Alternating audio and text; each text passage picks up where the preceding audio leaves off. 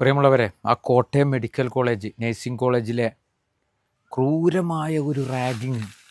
അതായത് ഞാൻ ആ വീഡിയോ കണ്ടപ്പോൾ ഞാൻ കരുതിയത് എന്താണെന്ന്, ഏതോ ഒരു കുട്ടി അപകടത്തിൽപ്പെട്ട് ഹോസ്പിറ്റലിൽ കൊണ്ടുവന്നിട്ടുണ്ടല്ലോ, അങ്ങനത്തെ ട്രീറ്റ്മെൻറ്റിൻ്റെ രംഗാണെന്നാണ് ഞാൻ ആദ്യം കരുതിയത്.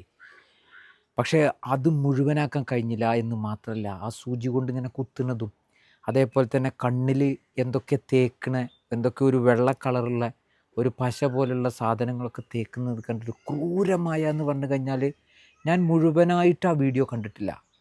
കുറഞ്ഞ സമയം മാത്രം നോക്കിക്കൊണ്ട് അതിൽ നിന്ന് വേഗം എസ്കേപ്പായി. കാരണം നമുക്ക് കണ്ടു നിൽക്കാൻ കഴിയില്ല. അത്രത്തോളം വലിയ ക്രൂരമായ റാഗിങ് ഈ വിദ്യാർത്ഥിക്ക് നേരെ നടന്നു എന്നുള്ളതാണ്. അതിൻ്റെ ദൃശ്യങ്ങളൊക്കെ കാണുമ്പോൾ നമുക്ക് തോന്നിപ്പോവുക, മനുഷ്യരിങ്ങനെയൊക്കെ ചെയ്യുമോ?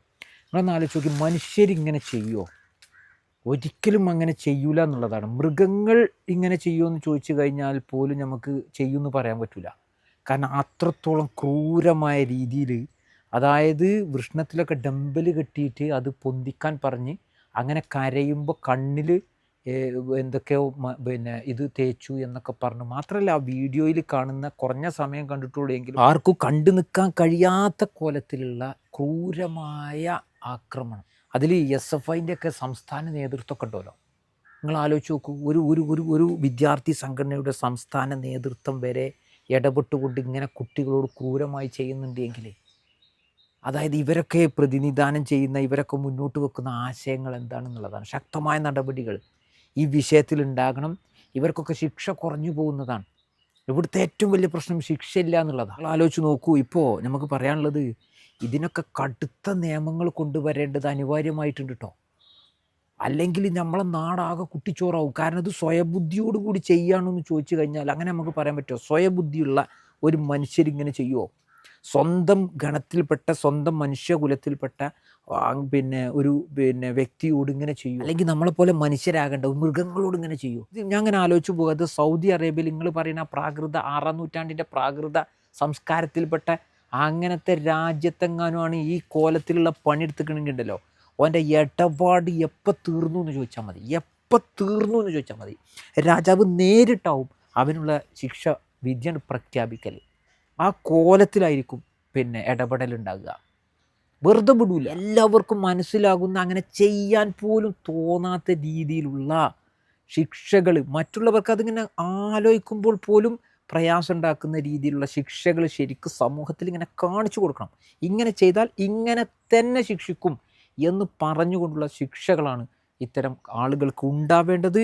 ഇത് വല്ലാത്ത ഒരു, എന്താ പറയുക, ഭയങ്കര സങ്കടമായി പോയി ആ കുട്ടീൻ്റെ ഒരു അവസ്ഥ. ആ നേരത്ത് ആ കുട്ടി അനുഭവിച്ച പ്രയാസം. നമ്മളൊക്കെ ഇങ്ങനെ പല റാഗിങ്ങിൻ്റെ വിഷയങ്ങളും, അടിച്ചതും അതേപോലെ തന്നെ കണ്ണിൽ ബ്ലഡ് ഇറങ്ങിയതും ക്രൂരമായി പുറത്ത് തല്ലിയതൊക്കെ കണ്ടിട്ടുണ്ട്. ഇത് എന്താണിത്?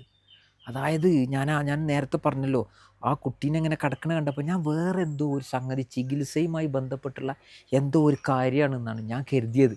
പക്ഷേ അതൊന്നുമല്ല. ഇത് ക്രൂരമായ അക്രമം, പീഡനം എന്നൊക്കെ തന്നെ. അതായത് ഒരു കുട്ടി ഇല്ലാതെയാകുമെന്നുള്ള ചിന്ത പോലും ഇല്ലാതെ അങ്ങനെ തന്നെ ഒരു മനുഷ്യജീവനെ ഇങ്ങനെ ഇട്ടുങ്ങാണ്ട് ആഹ്ലാദം കണ്ടെത്തുക, എന്തൊക്കെയാണ് ചെയ്യുന്നത്? ഒരൊറ്റൊന്നിനെ വിടരുത്. അങ്ങനെ ആ കോലത്തിൽ തന്നെ പൂട്ടിക്കെട്ടണം. ശരിക്ക് പറയാൻ പാടുണ്ടോയെന്നറിയില്ല, അവനാൻ്റെ കുടുംബത്തിൽപ്പെട്ട കുട്ടികളൊക്കെയാണ് ഇങ്ങനെ കാണിച്ചിരിക്കണമെന്നല്ല, പണി വേറെ എടുക്കേണ്ടിയെന്നുള്ളതാണ് സത്യം. നിയമ സംവിധാനത്തെ നമ്മൾ ബഹുമാനിക്കുന്നു, അങ്ങേയറ്റം ആദരിക്കുന്നു. അതുകൊണ്ട് നിയമത്തിൻ്റെ എല്ലാവിധത്തിലുള്ള നൂലാമാലകളും ഇവർക്കെതിരെ പ്രയോഗിച്ചുകൊണ്ട് ശക്തമായ രീതിയിൽ ഇവരെ വെറുതെ വിടരുത്. ഇവർ മനുഷ്യരാണോ എന്ന് സംശയമുണ്ട്. ഇവർ മനുഷ്യരാണെന്ന് ഞാൻ ഒരിക്കലും പറയില്ല. കാരണം മനുഷ്യരിങ്ങനെ ചെയ്യൂല. മനുഷ്യർക്ക് സ്വയബുദ്ധിയുണ്ട്, തിരിച്ചറിവുണ്ട്, പ്രയാസങ്ങളെ മനസ്സിലാക്കാൻ കഴിയുന്ന മനസ്സുണ്ട്, ബുദ്ധിയുണ്ട്, വിവേകമുണ്ട്. ദൈവം അങ്ങനെ തന്നെയാണ് സൃഷ്ടിച്ചിട്ടുള്ളത് എന്ന് വിശ്വസിക്കുന്ന ഒരാളാണ്. അതുകൊണ്ട് ഈ കോട്ടയത്ത് നഴ്സിംഗ് കോളേജിൽ നടന്ന ഈ ഒരു ക്രൂരമായ പീഡനം, അത് മനുഷ്യരാശിക്ക് മുഴുവൻ അപമാനമാണ്, കണ്ടു നിൽക്കാൻ കഴിയാത്തതാണ്, വളരെ പ്രയാസമുള്ളതാണ് എന്ന് ഓർമ്മപ്പെടുത്തിക്കൊണ്ട് നിർത്തുന്നു.